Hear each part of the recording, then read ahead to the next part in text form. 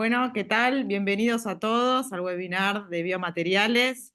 Acá estamos con Marcelo Castañeda, diseñador industrial, que nos habla desde Chile, desde Punta Arenas para ser más exacto. Yo soy María Cecilia Chevalier, docente de la facultad en el área de lo que es diseño industrial. Bueno, le vamos a dar lugar para que él pueda presentar. Lo único que Súper. mm, Lo único que es importante, todos aquellos que vayan surgiendo preguntas, las pueden ir escribiendo en el chat, así a lo último las leemos y no lo estamos interrumpiendo continuamente. Así que, y después también, de más está comentarles que todo esto va a quedar grabado y después va a estar subido y lo van a poder ver también desde la página de la Universidad de Palermo. Bueno, te dejo nomás, Bueno, Marcelo. bueno, muchas gracias por la invitación. La verdad que me pone muy feliz poder compartir en estas instancias y difundir el tema de los biomateriales en todo el territorio latinoamericano, porque si bien es una práctica emergente, pero cada vez más está tomando bastante relevancia en las escuelas de diseño, de arquitectura. Y realmente pensando en los futuros, en la emergencia climática en la que nos encontramos, el diseñador tiene un rol fundamental en pensar las nuevas materialidades y no solamente las nuevas materialidades, sino los futuros posibles que necesitamos hoy en día para abordar esta emergencia climática. Bueno, mi presentación va a ser sobre mi práctica biomaterial y algún producto que estoy desarrollando con Circular Biomateriales. Estoy en Punta Arenas, en la Patagonia. De formación soy diseñador industrial de la Pontificia Universidad Católica del Paraíso. Tengo un diplomado en economía circular y más o menos la presentación la estructuré un poco así, un poco de la formación mía como en diseño, obviamente otra parte de los biomateriales del sur austral, cómo llegué a ellos, eh, otra parte importante que es un poco cuál es el rol del diseñador en un mundo en emergencia climática, luego algunas metodologías de economía circular, ecodiseño, metodologías de biomateriales y algunas referencias bibliográficas que me parecen de relevancia eh, mencionar, al menos referencias para mí, de algunos libros. Bueno, em, la Patagonia. La Patagonia es un territorio bastante grande que comprende, ¿cierto?, la parte chilena y la argentina. Desde el Paso de Magallanes, bueno, acá hay un puntito verde, acá está Punta Arenas. Desde el Paso de Magallanes, hace más de 500 años, ha sido un territorio de disputa, de genocidio, de desarrollo de ganadería, por sobre todo, en los últimos años, de mucha ganadería ovina. Y ese es el territorio en el cual he estado desarrollando mi práctica los últimos dos, ya casi 3 años. Yo no soy oriundo de acá, yo llegué, ahí voy a ir contando cómo fue que llegué. Como comenté anteriormente, yo estudié en la Católica Valparaíso, que es una escuela que instauró y desarrolló en los 60 un término que es el de maritorio, que se entiende una especie de territorio, pero asociado a los canales patagónicos, entendiendo de que el mayor, el transporte desde los pueblos originarios que habitaron los canales australes era a través de embarcaciones. O sea, aquí el territorio vendría siendo el mar, por así decirlo, porque era el lugar, ¿cierto?, donde se transportaban estos pueblos. Entonces, como dice acá un poco, el concepto de maritorio aborda dinámicas territoriales en contextos archipielásticos de mar protegido o de mar interior. Y bueno, como comenté, la primera referencia a este concepto surgió en los 70, eh, en las aulas de la Católica Valparaíso, allá con el profesor Iván Ideli, eh, en unos estudios que estaba desarrollando la Católica Valparaíso en Chiloé y el mar interior. Es importante esto porque esta escuela tiene su propia visión americana. Me imagino, han visto esta imagen del primer artista uruguayo que da vuelta, ¿cierto? Esta América y sitúa un poco el sur donde está el norte. Tiene un manifiesto. Nuestro norte está en el sur. Joaquín Torres es el artista y en los 60 también la Católica Valparaíso hace esta misma conversión, digamos, esta misma visión de dar vuelta y sitúa el centro americano en Santa Cruz, en Bolivia, y realizan un viaje a Tierra del Fuego queriendo llegar a este centro americano en el año 65, arquitectos, filósofos, escultores, con la idea de llegar desde la zona austral al centro americano. Finalmente este viaje no lo logran completar del todo, creo que tuvieron problemas en el desierto de Atacama, y quedaron hasta ahí. Pero a partir de esto surge un libro que se llama Amereida. Acá hay obras que ellos realizaron en Tierra del Fuego. Bueno, ellos lograron, digamos, realizar muchas obras en el recorrido, improvisadas, escultóricas, gráficas. Eh, a saber, los arquitectos son Alberto Cruz, Fabio Cruz, escultores Claudio Girola, Henry Troncoy, el filósofo Francés Diez, pintor Jorge Pérez Román, eh, Jonathan Burkin, Michel de Gubi, Godofredo Yomi y Edison Simon eran los poetas y dejaron bastantes obras en el camino. Y a partir de esto, la metodología un poco de la Católica Valparaíso, a través de este libro que dejaron, que se llama Amereida, que es un acrónimo entre América y la Eneida, entendiendo como un viaje, es esta bitácora poema sobre el sentido americano. Y bueno, las primeras clases, cuando yo entré a estudiar, la verdad que poco sabía de poesía y se repetía mucho siempre este inicio de Amereida, que no fue el hallazgo ajeno a los descubrimientos, o marinos, sus pájaras salvajes, el mar incierto, las gentes desnudas entre sus dioses, ¿por qué el don para mostrarse equivoca la esperanza?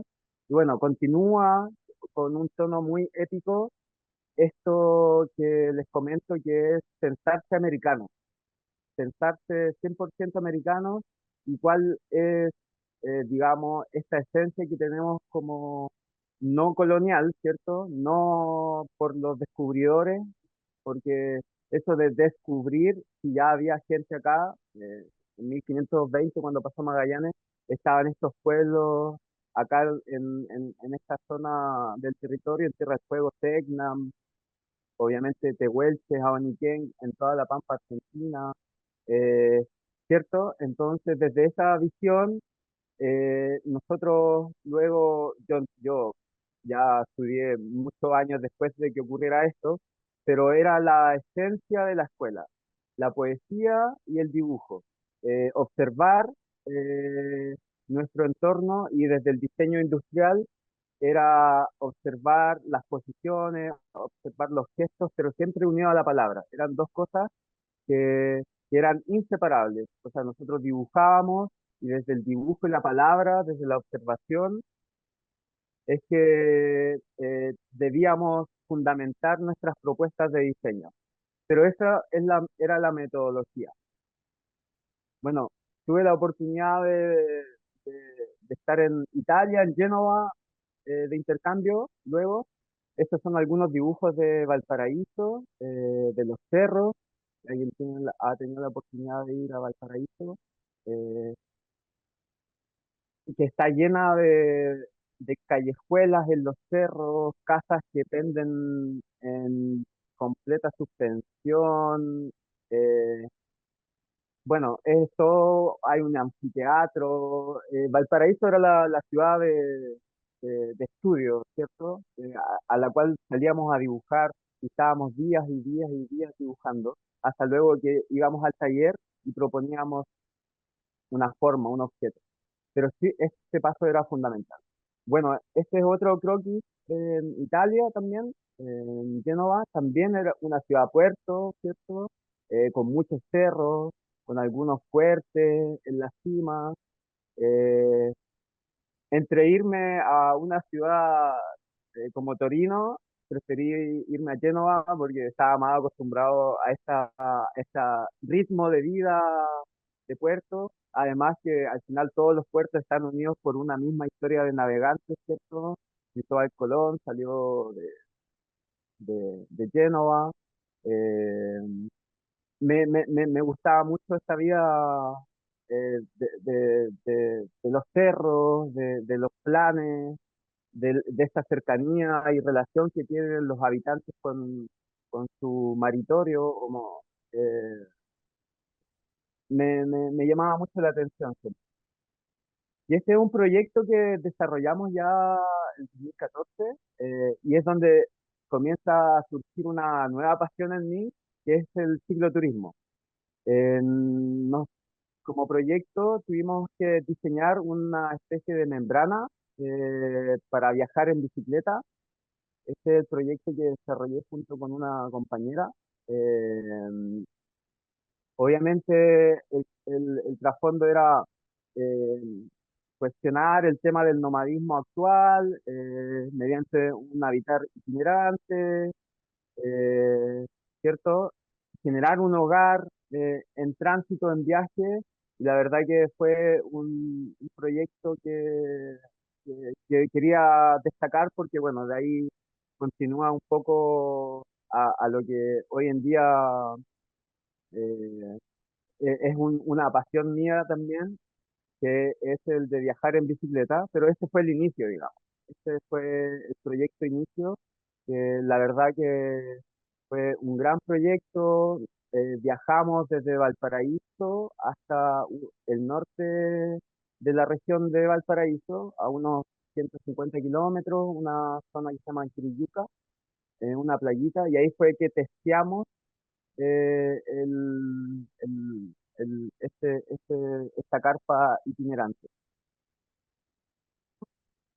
Luego otros proyectos que desarrollamos, bueno, a través de estas travesías también, ¿cierto? Que todos los años la Escuela de Arquitectura realiza travesías alrededor de toda Latinoamérica. El 2014 también, por ejemplo, no participé de la travesía, pero sí pude ver el proceso de construcción de embarcaciones para una travesía que realizaron en un río en Chile, en Río Bueno, eh, donde ocuparon estas embarcaciones para recorrer Río Bueno. Eh, este es otro proyecto en el que colaboramos como estudiantes de diseño industrial de, de Patrick Tiger, que él también enseñó este año esta técnica de construcción de kayak. Él es un artista que tenía este huevo eh, que lo expuso como un primer experimento en el Museo de Arte Contemporáneo en el año 2014. Nosotros participamos de todo el proyecto constructivo de este nuevo experimento, que luego fue mutando y hoy en día es como una habitáculos que hay en ciertos hoteles. De hecho en Torres del Paine hay uno, que no es este, porque este fue el primero. Eh, pero este año estuvimos con estas temáticas de las embarcaciones, ¿cierto? Lo que les comentaba al momento, la Católica del Paraíso tiene también su magíster de diseño náutico. Hay una construcción de una embarcación que realizaron en el 92 en un fierro de la Patagonia que se llama Embarcación Amereida. Eh, entonces el tema del viaje en mar, en tierra, siempre está presente, digamos, en nuestra formación. Y aquí ya pongo, obviamente, los registros de los canoeros, de los nómades del mar, el pueblo cahuéscar que habitaba estos canales. Ellos construían sus canoas a través de una técnica que era de, sacaban la corteza de los árboles, de grandes árboles, y con eso hacían estas embarcaciones y prácticamente vivían sobre la embarcación. Bueno, cuando tuvieron contacto con los navegantes y la multitud de viajes, de encuentros que tuvieron con el hombre blanco, por así decirlo, los fue diezmando cada vez más porque intercambiaban pieles con alcohol. eh, el pueblo fue empezando a disminuirse, ya no podían viajar hasta lo que tenemos hoy en día, que siguen resistiendo comunidades, eh, pero hubo un momento en que el Estado de Chile las confinó a ciertos lugares de, de acá de los canales australes, en Puerto Edén, y un poco comenzaron a vivir en tierra. Los últimos cahuéscar viven en tierra y han tenido muchos problemas con la salmonicultura acá en la Patagonia. Y bueno, con todo esto, yo obviamente quería ver qué hacer. De hecho, mi primer trabajo al que postulé luego que egresé era venirme acá a Magallanes. Quería trabajar con comunidades cahuéscar. Acá hay un servicio que se llama Servicio País, que es un programa al que uno puede postular recién egresado y trabajar en municipalidades que necesiten fomento productivo, económico, municipalidades que obviamente tengan necesidades económicas para generar e impulsar su, su comunidad. Y esa fue la primera vez que quise llegar acá a Magallanes y bueno, no me resultó, me quedé trabajando ahí ya luego en Valparaíso, algunos proyectos, Santiago, pero a mí me gustaba la Patagonia. Eh, Así que tocó el momento en que dije, bueno, voy a viajar en bicicleta y sin saber que iba a llegar a Punta Arenas, eh, me vine en bicicleta, llegué el 2019 desde Valdivia, hice todo este trayecto por, por la carretera austral. Este último lugar es una navegación preciosa de 2 días. Luego, el último trayecto, uno llega desde Caleta Tortel, en la región de Aysén, hasta la región de Magallanes, eh, en un barco. Luego, el último trayecto eh, desde Puerto Natales, donde está las Torres del Paine, ¿cierto? Y Punta Arenas. Y esa fue mi travesía personal, eh, que por así decirlo, me regalé este estilo de vida por unos meses que me fascinó, me entrené obviamente porque es algo acá precioso los paisajes, pero al mismo tiempo muy duro. Y bueno, finalmente llegué aquí a Magallanes, a la región de Magallanes, sin conocer prácticamente a nadie, el 2019. Y desde esa fecha que habito aquí, bueno, el periodo de pandemia tuve que volver sí, a la zona centro, pero ese fue el modo en el que llegué a la región.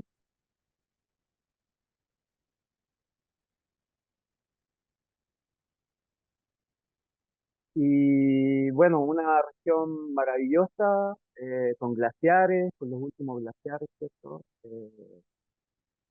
Rodeada de una biodiversidad tremenda. Eh, Aquí me gustaría hacer un nexo también en un poema épico de la formación del Estrecho de Magallanes, de un poeta que se llama Rolando Cárdenas, que yo en todo este viaje yo venía leyendo a Rolando Cárdenas, el puntaarenense, tiene unos libros de poesía espectaculares sobre la región, sobre todo, sobre básicamente pueblos originarios, la vida en Punta Arenas, etcétera. Y este en particular se llama El fantasma del faro evangelista. El faro evangelista está en el lado por el cual salió Magallanes. Cuando encontró el paso al Pacífico, ahí hay una roca que actualmente hay un faro, y ese es el faro evangelista. Y dice, este es un extracto, dice, y era un agua rigurosa penetrando la roca como el silencio en una casa grande, construyendo oquedades en su eterna resaca, con la sal incrustando su pequeña materia, encerrado en un anillo blanco, este mundo inaccesible, en un proceso exacto, empujado hacia las últimas orillas por el desolado viento del estrecho, con solo musgos y líquenes creciendo en sus repliegues bajo el peso de otras constelaciones.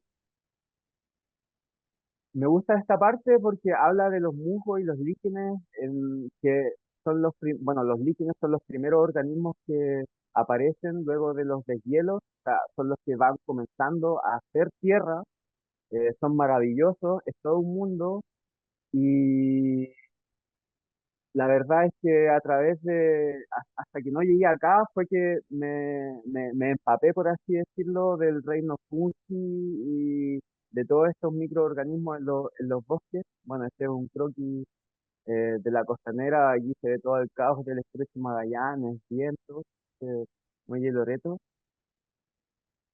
Y un poco la primera vez que fui, recuerdo, al bosque, acá al cerro, me encontré con una biodiversidad de líquenes y musgos. Por ejemplo, este líquen barba de viejo, increíble. Un, un mundo que para mí hasta que llegué acá era un poco desconocido, la verdad. Si bien mi tesis en Valparaíso la hice sobre el bosque nativo, eh, de la región central, bosque esclerófilo. Hasta que no llegué acá fue que reparé en este micro bosque, ¿cierto? Eh, Acá algunas reflexiones y lecturas sobre los árboles, El caminante de Germán Hesse, precioso este libro, y este también, Cómo piensan los árboles, eh, recomendado. Y bueno, un poco me maravillé con este mundo y fue que comencé a investigar ciertos hongos, este Cortinarius magellanicus, bueno, barba de viejo, y en este fue el que un poco comenzó este viaje de los biomateriales. Este es un hongo, se llama Chlorofibora, que tiñe la madera verde azul, como vemos acá. Eh, La particularidad de este hongo en concreto es que este hongo se ocupaba en el siglo XVI en Florencia para hacer detalles de teñiciones en marquetería. Y me topé con este libro que estudiaba al hongo, se llama Pigmentaciones fúngicas en la madera, Spalting y sus usos en el arte. Bueno, aquí tenemos fotos de este honguito, que es muy pequeño, no siempre se ve, pero lo que uno más ve, por ejemplo, en el bosque es a veces caminando eh, maderas en el suelo que están verdes, azul, con un color muy precioso. Y un poco con este libro logré encontrar toda una técnica ancestral de teñiciones fúngicas, spalting se llama en inglés, eh, donde está muy bien registrada la técnica en Italia, en Florencia. Estas son imágenes, si no me equivoco, estas dos, de un castillo, bueno, estas imágenes están en el libro, de un castillo en Italia, donde todos esos detalles, esos colores, están teñidos con el hongo. La pieza del príncipe. eh, Esta técnica luego pasó a alemanes, pasó a holandeses. eh, por ejemplo, acá tenemos una iglesia en Chiloé, que es de las más antiguas, que fue construida por holandeses. Entonces, claro, probablemente todos esos colores son definiciones, tintes naturales, ¿cierto? Acá tenemos ya, ay, eh, perdón, hay, eh, algunos artesanos mapuches que trabajan con, con estas maderas ya teñidas. eh, y bueno, la investigadora que más investigación tiene sobre Spalting está en Estados Unidos. Ella es la doctora Robinson, que estuvo en Valdivia, estuvo en la presentación del libro, y ella es la que tiene la mayor cantidad, me parece, de papers sobre la teñición fúngica. Todas estas líneas, por ejemplo, son producidas por hongos. Este es otro tipo de teñición. En el libro aparecen muy bien los procesos bioquímicos que generan los hongos para obtener estos hongos. Y bueno, hice muchas experimentaciones con el hongo. Bueno, obviamente como diseñador industrial eh, me fascina trabajar con madera, entonces logré obtener el tinte de una manera bien fácil, entre comillas, que estaba descrita en el libro, y realizaba piezas. Por ejemplo, es una pieza de lenga, acá el bosque de Notofagus, eh, dentro del bosque de Notofagus está la lenga. Esta es una chapita de lenga. Este es el tinte, este es el acerrín que yo obtenía de las maderas que encontraba en el bosque. Las hacía un acerrín y sobre eso lo disolvía con diclorometano y quedaba como esta acuarelita. Y luego de capas y capas podía obtener el tinte. Aquí hay un trozo de madera teñido. Estas son recolecciones de hongos que hacía con un amigo. eh, Tallaba cuencos y un poco los ponía en el paisaje, haciendo experimentaciones, etcétera. Y luego de eso fue que tomé el primer taller de biomateriales. El 2022, con Sinestesia, vienen a Puerto Natales y realizan un taller, y estas son mis primeras pruebas de biomateriales en este taller con los chicos en dos jornadas que estuvimos experimentando. Nos pasaron algo como esto, como un kit con una gramera, agar, alginato, glicerina, y comenzamos a realizar nuestros primeros experimentos.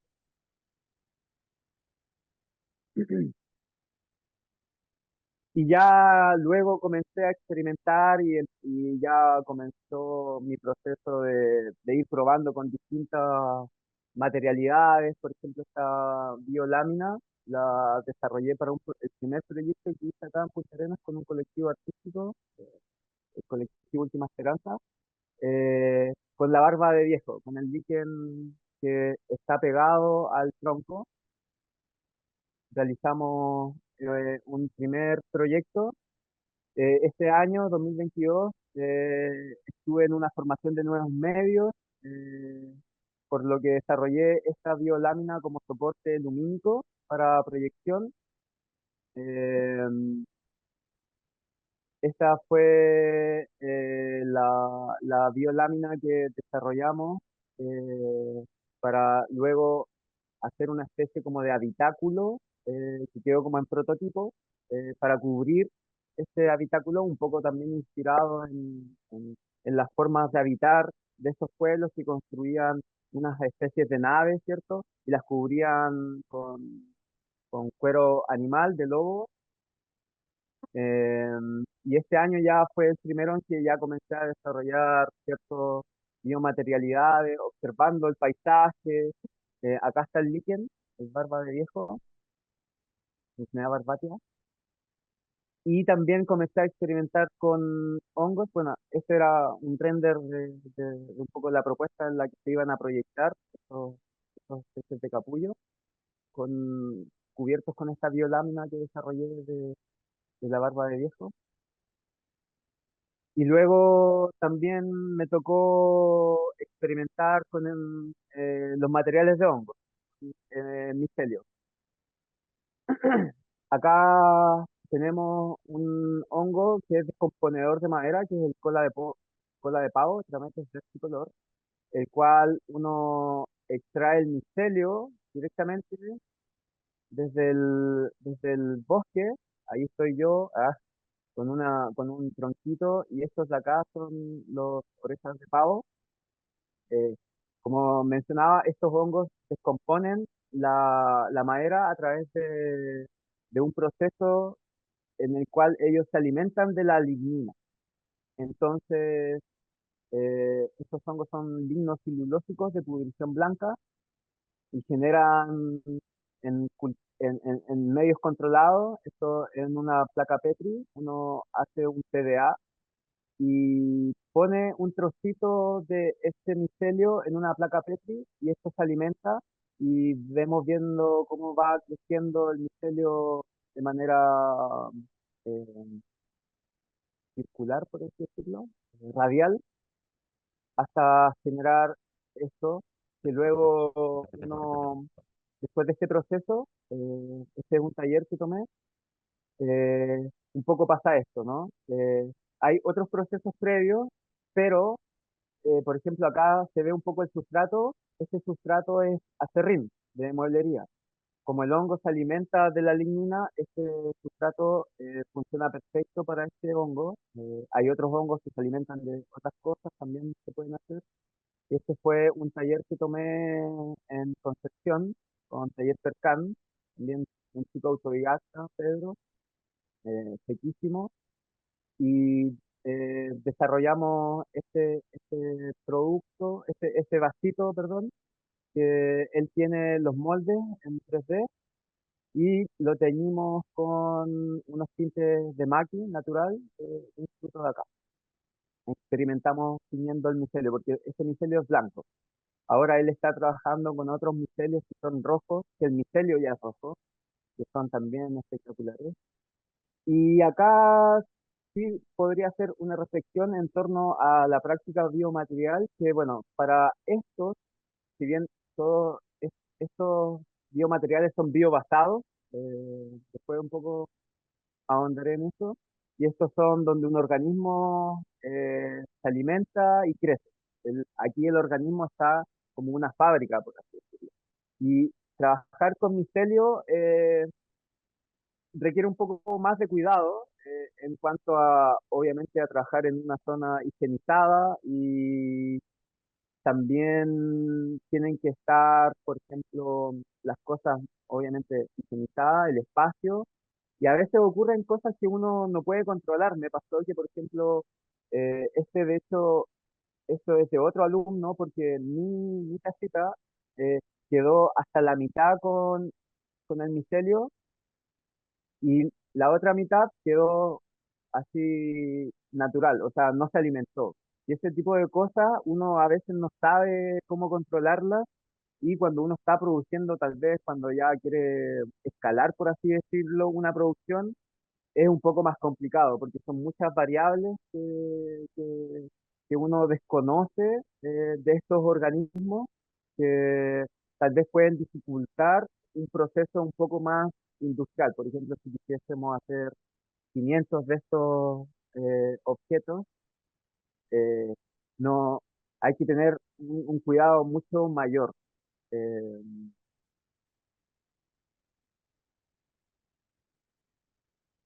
entonces yo me quedé con esto de los biomateriales biobasados. Aquí hay una lámina de calafate, que es un fruto icónico de la Patagonia. En mi práctica, digamos, lo que yo comencé a utilizar fue lana de Patagonia hecha a mano. Es un proyecto de hilandería artesanal en la que se obtienen fibras, hilan, grupos de mujeres, en la cárcel también. Y esta fibra natural fue vital para mí para que mi biomaterial quedara con una consistencia mucho mayor, porque las bioláminas de por sí igual son frágiles, son un poco más frágiles pero a través de un acolchado o una capa previa con lana me dio una consistencia más de cuero, más resistente al mismo tiempo. Y bueno, esta es una receta que yo ya subí a Materión, que es una biolámina con residuos de calafate, la que incorpora lana y bueno, se puede cocer obviamente, genera, es muy consistente este biotextil. Eh, bueno, aquí mencionar a Mabel, que es quien cose, entre ellas comenzamos a probar y aquí hay algunas fotos de lo que estoy haciendo ahora de talleres. Este fue un taller que hice en Río Gallegos, eh, donde tengo clases introductorias de economía circular, biomateriales, luego una fase práctica donde experimentábamos. En esta ocasión, una chica tenía mucha mata verde que está presente en La Pampa. Acá probamos eh, una biocerámica en otro taller con los residuos de los moluscos y eso es un poco lo que he estado haciendo durante este año en particular, que ya con Circulab me gané un fondo de cuerpo y también tengo este producto y los talleres, que es el yerbero, eh, me salió natural, por así decirlo. Bueno, ¿qué podemos hacer? Eh, y bueno, entre tanto mate, pues, oye, pero podría ser un yerbero tal vez un buen producto. Y este es el primero que desarrollamos, que es el que yo ocupo, que ya lo llevo ocupando 8 meses o 9 meses. Acá está, intacto, después de muchas mateadas, que es este de acá. Y luego he ido un poco variando la receta. Por ejemplo, esta es otra receta distinta a esta. Este es con además residuos de calafate. eh, es el producto que he querido más escalar. Tengo amigos guías en Torres del Paine que lo han ocupado con humedad. Aquí, por ejemplo, ¿qué pasa con la humedad? La lana actúa un poco como absorbente, que es una super fibra que de por sí tiene sus características súper, propiedades súper técnicas para un clima frío y húmedo, por lo que la lana me ha permitido como que absorba esta humedad, porque si bien la mezcla a veces cuando se moja queda un poco gomosa, pero uno la deja secar a temperatura ambiente y expulsa toda el agua. Y ahí yo creo que la lana es el componente eh, clave en este proceso y también es biodegradable, por lo que podría terminar el ciclo nutriendo, que es la idea de estos biomateriales. Hasta acá tengo esta parte del producto, luego doy otro salto. No sé si ah, las preguntas las dejamos para el final o si alguien tiene una pregunta. Hasta acá puedo o continúo. Como quieras, a mí la verdad que por ahora me parece súper interesante todo esto que venís comentando. Lo que no me terminó de quedar en claro es este producto entonces tiene polvo de yerba, digamos, y lana. Sí, sí, Ah, tiene esos dos sí, sí, sí. componentes. Bueno, Y y no le después la da, otra, perdón, y la sí, durabilidad dijiste que, que vos tenés uno que hace 9 meses que lo tenés, digamos, que por ahora sería una sí, durabilidad extensa. No se claro. modificó nada. No, nada, nada. Obviamente un poco el desgaste que lo va dejando como cualquier producto que uno va usando diariamente, pero nada como fuera de lo común, que se me haya mojado y se me haya desintegrado, por ejemplo. Porque ahora con el proyecto voy a poder realizar pruebas de laboratorio al material de compostabilidad, o sea, en cuánto tiempo se composta el biomaterial. En un laboratorio certificado, por supuesto, ya voy a poder tener una ficha técnica, por así decirlo, de este biomaterial. Y en cuanto a la yerba, la conserva bien, digamos, no le da ni sabor ni nada, digamos, ¿no? El de Calafate, sí, lo he estado probando y también queda con una cierta característica de sabor que es muy leve, pero se siente, pero no es desagradable. Le suma sabor, entonces. Sí, podría ser.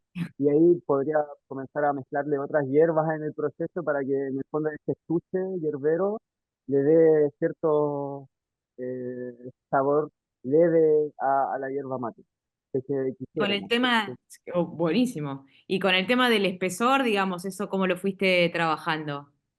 ¿No, tuviste que Mira, experimentar mucho o como... sí, mira, acá por ejemplo, en este de acá, que es de Calafate, que es otra receta, la lámina queda más delgada que esta de acá.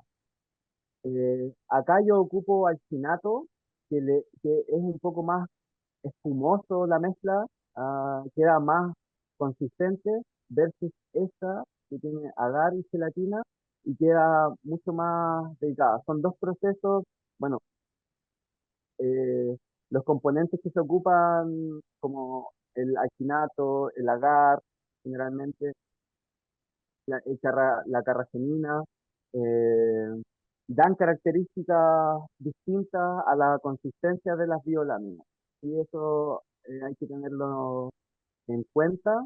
Y eso, bueno, obviamente a través de experimentación, ensayo y error, se van ajustando como los espesores. Pero además con la lana, claro, queda con esta mezcla de alginato, queda ya un espesor como de 2 3 milímetros fácil. Ah, mira. Bueno, bueno, Y es, pero entonces se puede lograr estandarizar, digamos, este espesor, esta claro, lámina, ¿no? sí, sí. Está buenísimo. ¿Y debe requerir un secado especial o lo dejas secar Deshidratado, sí. Deshidratado, ojalá sobre 30 grados, eh, porque si no ocurre que comienzan a aparecer honguitos claro. naturalmente, y eso sí puede generar como un olor a la lámina. Ah, mira. Sí, Y queda acá como para... un olor. Sí, sí, te escucho. Perdón que te interrumpí. No, te No, quería, eh, ya que interrumpimos y empezamos a hacer preguntas, acá tengo una que escribió Diana, que dice, ¿un producto realizado con hongos puede producir alergias al contacto con la piel humana o producir alergias respiratorias en lugares cerrados? mira, desconozco. Ah, Yo he tenido estos materiales, pero bueno, sí, debe depender de la persona, pero sí es importante decir que estos materiales con hongos, uno, por así decirlo, mata al micelio, porque si ah, no, evidentemente comenzarían a fructificar. Entonces, es un organismo, por así decirlo, muerto que queda con esta estructura según el molde, ¿cierto? Porque puede ser un ladrillo, puede ser distintas cosas. Lo que he estado viendo con una colega de acá de Punta Arenas es que ella desarrolló una polla acá y ella está investigando hongos submarinos y lo que está tratando de ver, que esto todo se tiene que ver en sistemas de análisis de laboratorio, es que obviamente introducir un hongo terrestre a un ecosistema marino pudiese generar algo, ¿no? Bueno, pero todas estas investigaciones son muy rigurosas en ambientes de laboratorio, pero eso es algo que ella está investigando. claro. Y después dice, ¿el producto hecho con hongos sigue creciendo más con el tiempo?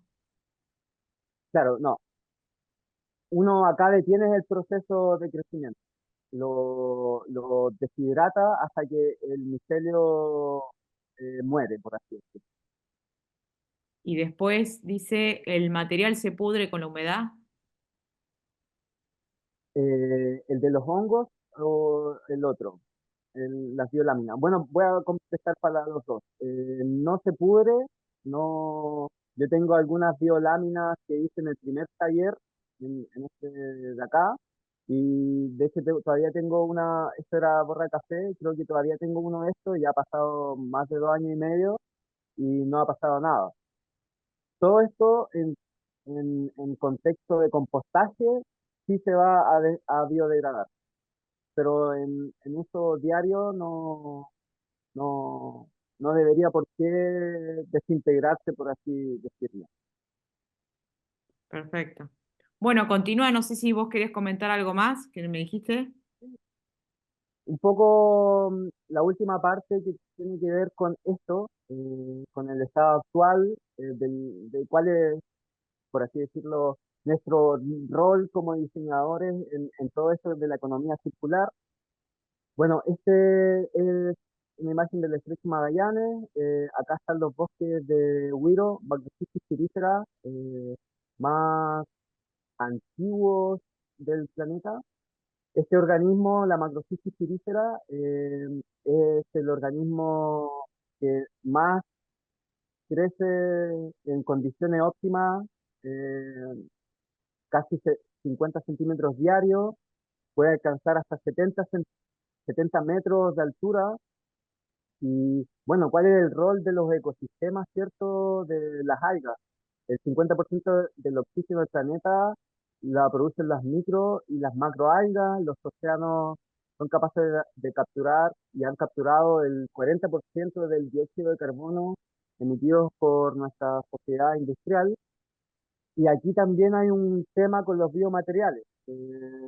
Me gustaría mencionar que, por ejemplo, el alginato proviene de las algas pardas como esta y es importante recalcar de que si queremos realizar una práctica biomaterial sostenible, no podemos omitir de que los componentes que ocupamos como el agar provienen de algas y si bien no sabemos, o al menos aquí en Chile, yo no he podido, me he contactado con los proveedores del alginato y no me han podido decir de dónde vienen las algas. Entonces, si nuestra práctica biomaterial está causando un daño en algunos ecosistemas, si no lo vemos, eh, obviamente hay que replantearse el tema, porque o hay que hacer una, bueno, después ahora voy a hablar de una metodología, hacer una recolección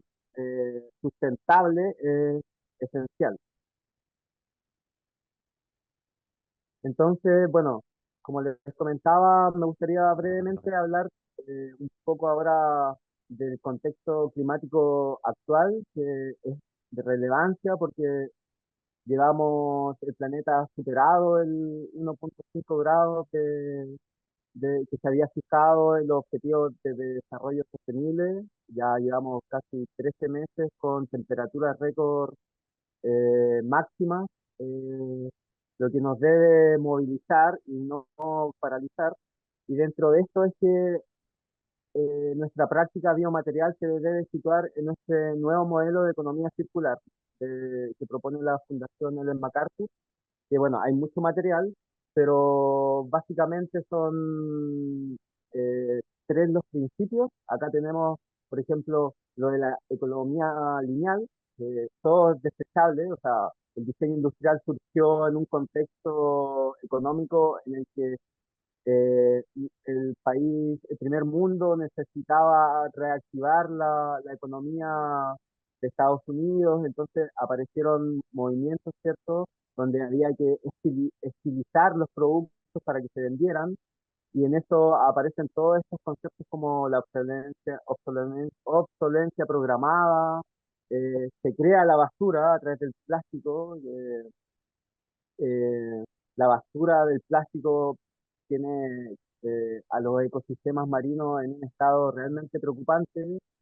La economía lineal además desequilibró los ecosistemas naturales a través de la extracción de recursos, pero la economía circular viene a romper este paradigma y a proponer durabilidad y circularidad de los materiales, optimizar los recursos, manteniendo su valor, obviamente, minimizar los riesgos del sistema desde el diseño, acá es fundamental, eliminar el concepto de basura o de desecho y preservar y mejorar el capital natural, donde regenerar los ecosistemas es un pilar fundamental y tal vez el más difícil. Todo lo que de aquí en adelante debiésemos hacer, diseñando, por así decirlo, es tratar de regenerar los ecosistemas. Este es el diagrama de la mariposa de la Fundación Ellen MacArthur, que divide la producción en dos tipos de ciclos, los ciclos biológicos y los ciclos técnicos. En los ciclos técnicos, un poco están todos estos productos más, un poco más como un computador, obviamente, donde hay que remanufacturar, reutilizar, hay muchas R hasta llegar al reciclaje previa, esto es importante, antes era como todo reciclar, reciclar, pero previo a eso hay muchos pasos que hay que hacer para llegar a reciclar. Eh, en los ciclos biológicos está todo el tema con la biosfera, la biomasa. Acá es donde podrían entrar el tema de los biomateriales, eh, la producción de biogás, la digestión anaeróbica, extracción de materia prima y bioquímica, etcétera. Bueno, esta es una metodología que, dentro de otras que tiene la Fundación Allen MacArthur, eh, pero es importante decir que nuestra práctica biomaterial se inscribiría en esto de los ciclos biológicos, donde lo que diseñemos, importante que se vuelva a reincorporar al sistema a través de, no sé, de compostaje y que esto no genere ninguna toxicidad, ¿cierto? En este proceso de descomposición. Como referencia, la metodología de los biomateriales situados en el territorio del Laboratorio de Biomateriales de Valdivia, que ellos han realizado un poco, han llevado esta práctica a la realidad latinoamericana. Este es un paper que ellos tienen, y ellos definen a los biomateriales como aquellos materiales creados a partir del crecimiento, como el cultivo de un hongo, por ejemplo, de materia biológica, de organismos vivos, procesos biológicos, o a partir de biomasas de origen local. Ahí podríamos inscribir el tema de las bioláminas, biobasadas de yerba mate, ¿cierto? Por medio de tecnologías apropiadas suscritas a principios de economía circular y química verde, los cuales nutren el territorio en su proceso de descomposición. Ellos agarraron un poco el concepto que definió Biofabricate, fundado por Susan Lee, y en esta metodología ellos identifican cuatro procesos, o tres principalmente, donde primero es identificar las abundancias de un territorio, desde las matrices productivas, obviamente, una cervecería, una cafetería de origen domiciliario, agroindustriales. Eh, un segundo proceso de recolección y preparación de los recursos, la utilización, como les decía, de protocolos de recolección sustentables, obviamente, que permitan un proceso de recolección de organismos o de sustratos siempre con foco en no generar un daño y siempre mirando lo que les comentaba a la conservación y la regeneración de los ecosistemas.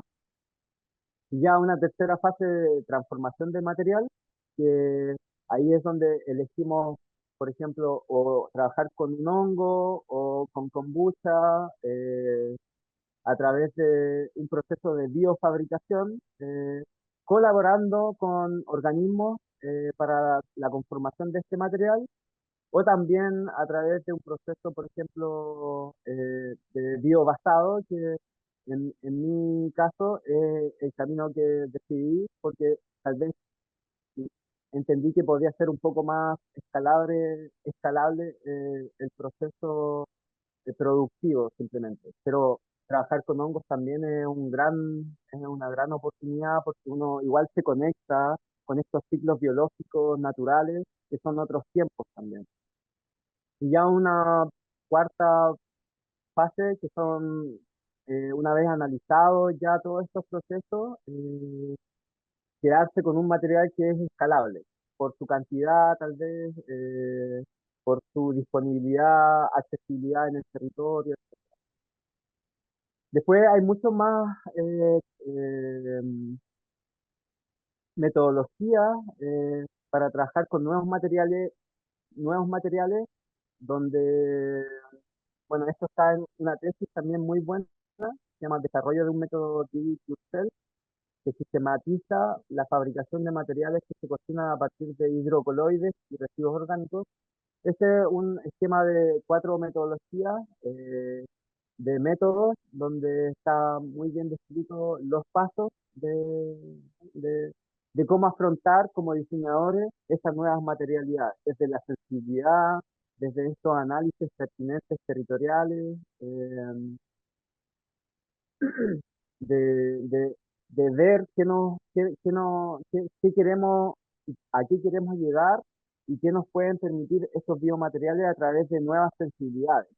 Un poco todo lo que cruza esto son campos más sensibles del diseño, por así decirlo, que tienen que ver cómo el usuario se va a familiarizar de a poco con estos biomateriales, porque realmente la gente desconoce. O sea, me ha pasado que la gente lo primero que ve cuando estoy en algunos puestos exhibiendo mis productos es que piensa que es un cuero animal, y cuando lo tocan lo sienten frío o texturoso. Entonces, todas estas metodologías nos ayudan un poco a, a englobar todo este campo sensible para proponer productos innovadores, sostenibles. Y otra metodología que es un poco, también tiene su metodología de por sí, es el ecodiseño, que ya tiene una ISO, que se define según la ISO. El ecodiseño puede entenderse como un proceso integrado dentro del diseño y desarrollo que tiene como objetivo reducir los impactos ambientales y mejorar de forma continua el desempeño ambiental de los productos a lo largo de su ciclo de vida, desde la extracción de materias primas hasta el fin de su vida útil. Esto es importante porque para todo lo que hagamos, que es lo que he comenzado a hacer, que se enseña es el análisis de ciclo de vida y realizar un recorrido de todos los gases de efecto invernadero que se producen desde la extracción de materia prima hasta su vida útil, como dice la norma ISO. Y eso es fundamental porque cambia la perspectiva, que en el siglo XX, como comentaba, nunca se hizo esto. O sea, esta definición se hizo recién en el año 97, junto con la Universidad Tecnológica de Delft en Holanda, donde necesariamente el ecodiseño contempla y mide desde la extracción hasta el fin de la vida útil. Bueno, después hay mucho contenido de esto, pero lo importante de esto es que hay un nuevo concepto de vida útil, donde un producto que llegue a su ciclo final de vida tiene que o transformarse, o compostarse, o remanufacturarse, pero no puede ir a la basura. Y esto se hace, como mencionaba, en la fase de diseño. Entonces, en una economía circular, los productos están preparados para ser recuperados y reintroducidos en el sistema. Eh, Esta es un manual del Basque Eco Design Center, un manual que se llama de prolongación de vida útil, con muchas metodologías para prolongar la vida útil a empresas que requieren un poco pasarse a economía circular y ecodiseño. Y estas son estrategias de ecodiseño, esto elaborado por una diseñadora industrial que se llama Mujica, experta en ecodiseño acá en Chile. Imagínense todas estas estrategias, desde utilizar materiales renovables, materia prima local, materiales reciclados, biomateriales, uso de componentes reutilizados, reducir cantidad de variedades de volumen y materia, proveedores sostenibles, eficiencia en producción, recuperación energética, reproducción limpia, reciclado, relación eficiente, disminuir el packaging, recuperación de los subproductos del packaging, eficiencia en el transporte. Eso tiene que ver con la cadena de valor, ¿cierto? Del producto, cómo vamos a transportar nuestro producto en camión, en avión, todo eso al final del día nos suma una huella de carbono que debemos tomar en cuenta al momento de ofrecer un producto.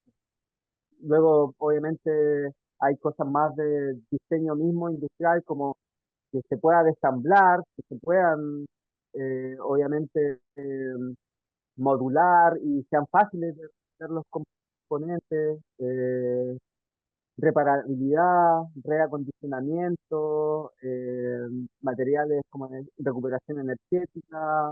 Bueno, hay muchos bioinspirados también, obviamente, en la naturaleza siempre nos va a ofrecer inspiración a los procesos que llevamos a cabo eh, y servitización, este es un concepto que se está ocupando, que en realidad de un producto lo que necesitamos es un servicio. Pensemos en Uber, no necesitamos un auto, necesitamos llegar de un punto a otro.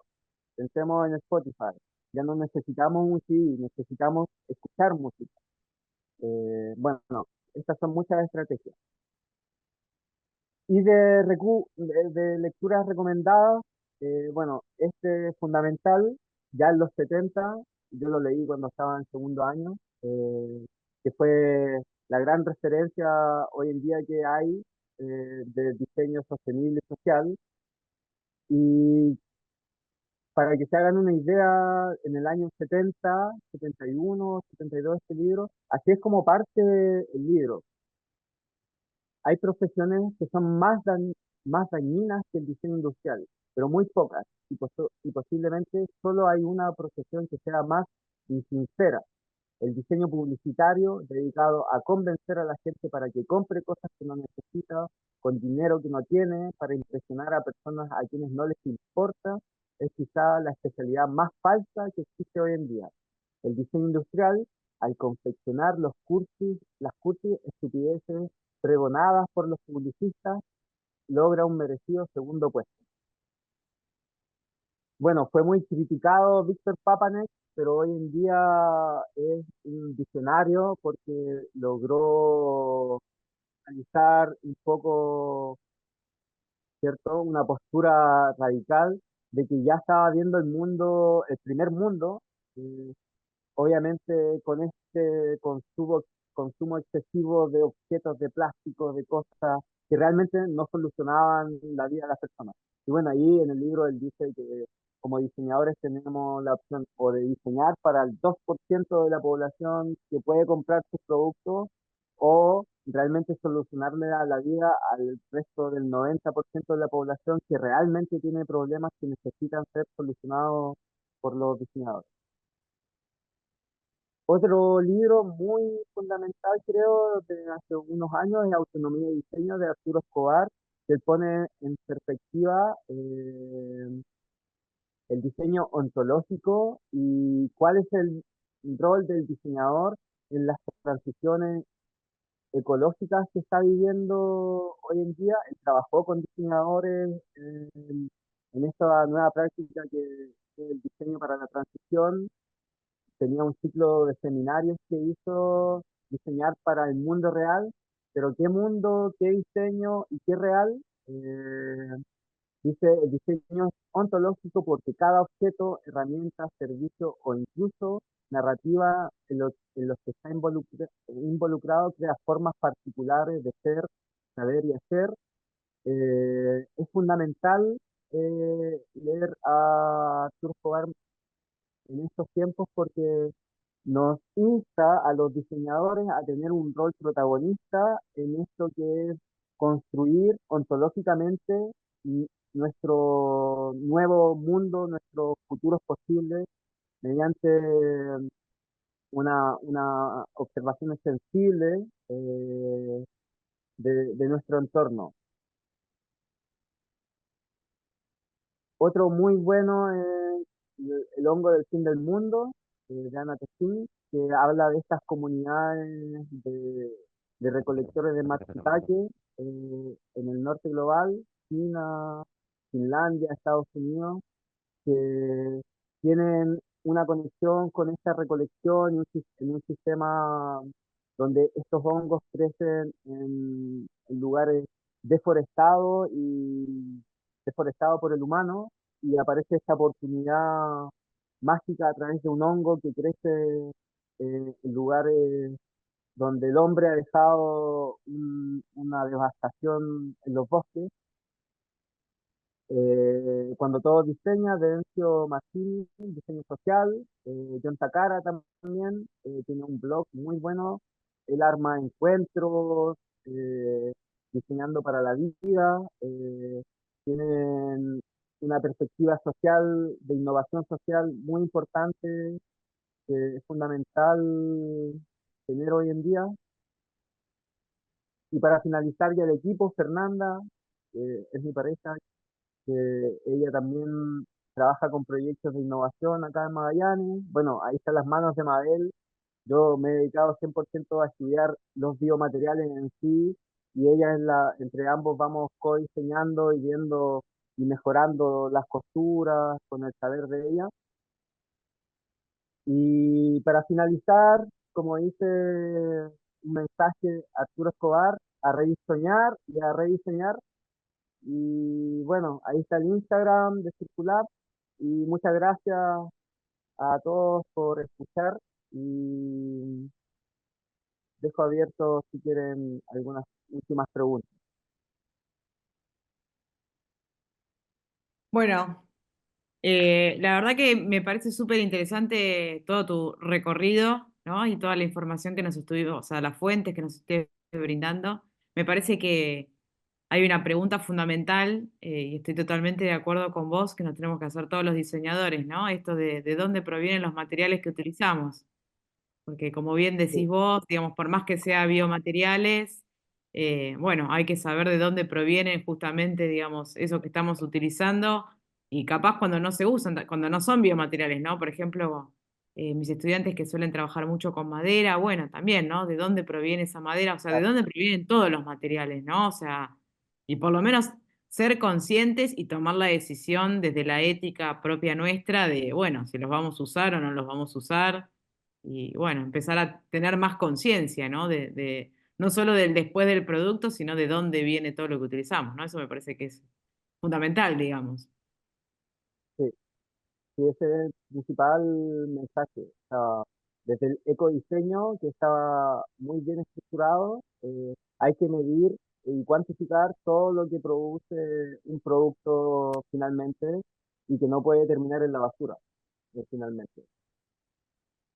Sí, y tal cual como decís vos, ¿no? Porque esto de, bueno, uno empieza a utilizar las algas, pero como pasa, o sea, como pasa con todo, ¿no? Es como, o con la alimentación, ¿no? Digamos que no sé, ahora de el boom de la palta, que todo el mundo consume palta y de pronto ahora, claro, vieron que es un desastre lo que se está haciendo con las plantaciones de palta. Digo, a lo que voy, digamos, tratar de traspolar, digamos, estas cuestiones que después se hacen tan masivas, ¿no? Digo, uno utiliza el biomaterial, utiliza las algas, no sé de dónde proviene, se empieza a exigir cada vez más y bueno, al final después se hace una mala explotación, digamos, como eso, ¿no? Digamos que hay que ser como conscientes con esas cuestiones, ¿no? Me parece eso que dijiste vos, me parece fundamental.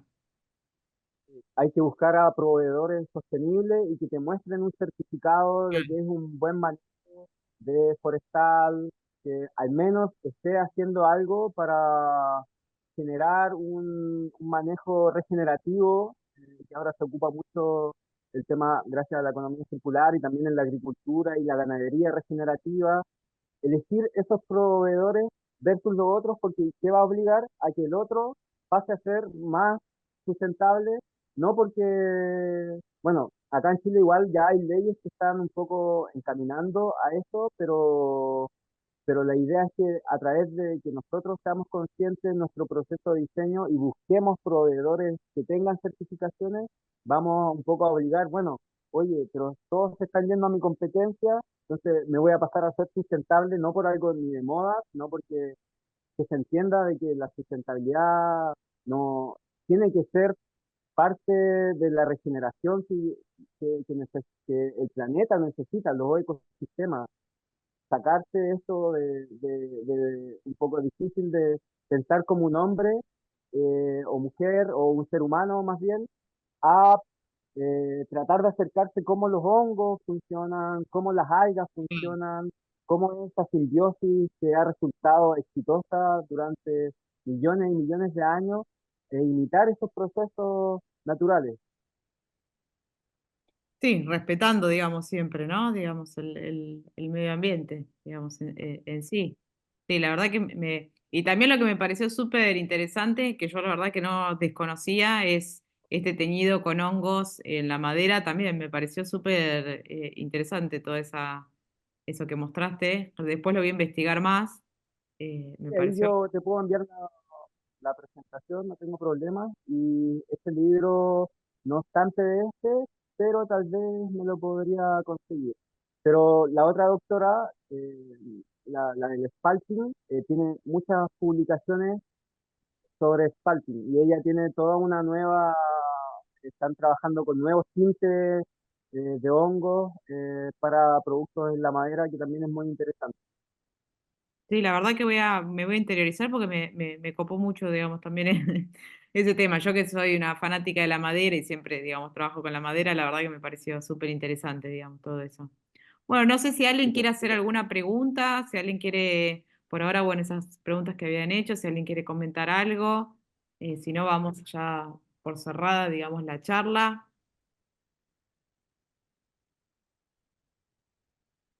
Bueno, además está de decir también después los cursos que vayas a realizar, también que se pueden ir publicando y comunicando, ¿no? Digamos, eso también me pareció súper interesante. Y como, bueno, también lo que me pareció súper rico es lo que vos también remarcaste, ¿no? Digamos, todo este conocimiento de dónde estás vos centrado, ¿no? Digamos, de dónde estás viviendo y conocer un poco la historia del lugar y qué recursos tiene este lugar, ¿no? Digamos que eso es como el ABC, digamos, ¿no? Por donde uno tiene que arrancar. Para Claro, poder respetar el entorno hay que conocerlo, ¿no? sí, totalmente. Y me encanta porque todas tus imágenes están todas con nieve. Hay mucha nieve ahí, ¿no? Porque todo es nieve, nieve, nieve.